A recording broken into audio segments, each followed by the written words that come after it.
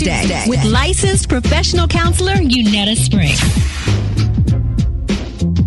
All right, ladies and gentlemen, y'all give it up and show your love for the one and only therapist, where we believe in therapy and the importance of therapy right here on the Rickey Smiley Morning Show. I'm so excited to have, especially during these crazy, stressful holiday times. Y'all give it up for Yunetta Spring. Y'all, Yunetta Spring, come on. Hey.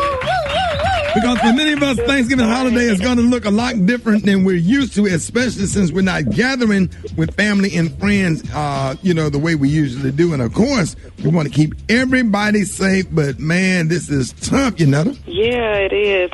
Some of us are experiencing our first holiday without our loved ones, whether it be because of COVID or whether it be because they passed away, So the holidays just are overall sometimes stressful and challenging, right? But I think our grief magnifies, our experience and our emotions, especially around this time.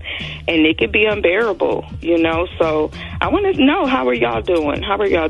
It's tough. I've been, thinking about, I was watching it.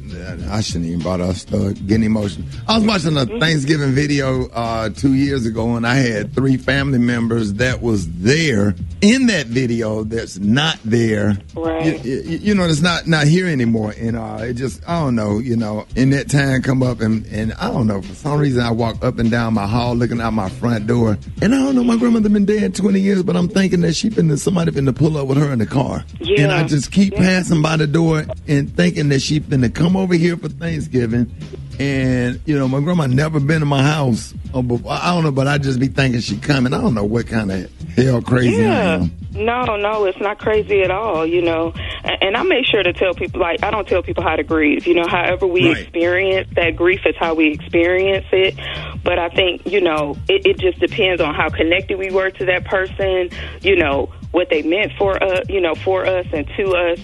So I think when you're looking at people who are capable of managing and navigating through grief, they do this thing where Strobe and Shute call it the dual process model.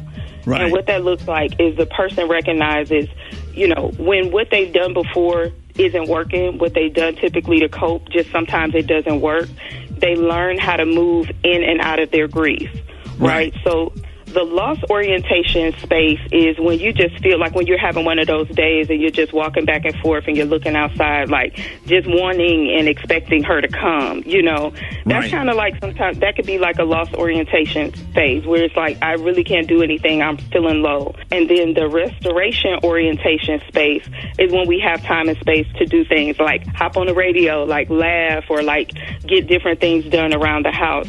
And a person that's able to grieve in a healthy way, they learn how to alternate between these two spaces, right? They avoid it when they need to, and I know I always say don't avoid, but when it comes to grief, it can be overwhelming, and we have to be able to stay in our window of tolerance.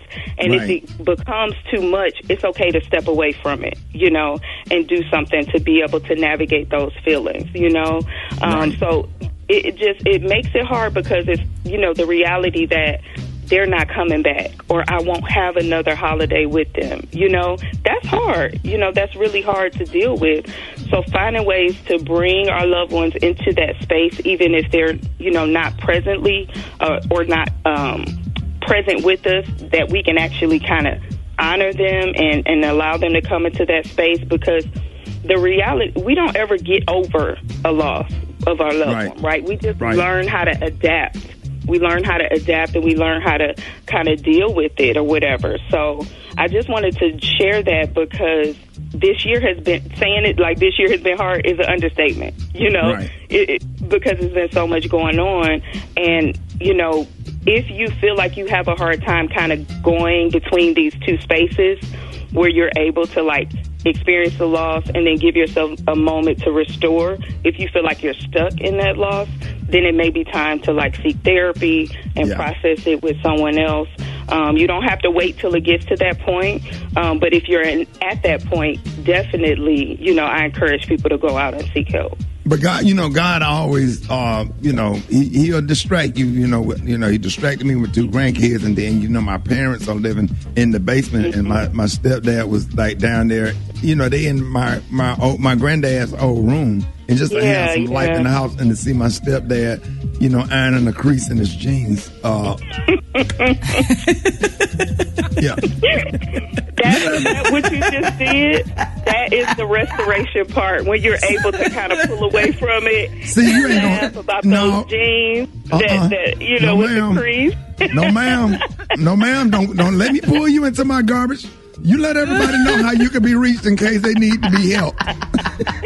Oh, you guys can reach me. Follow me on social media at Springforth Counseling, or go to my website, springforthcounseling.org, or you can text the word spring to 55444 for resources. Y'all don't call her because she ain't going to do right. You go find you another therapist. All right. I love y'all. Y'all take care. And we love you, Yunetta Spring. Thank you. You're welcome.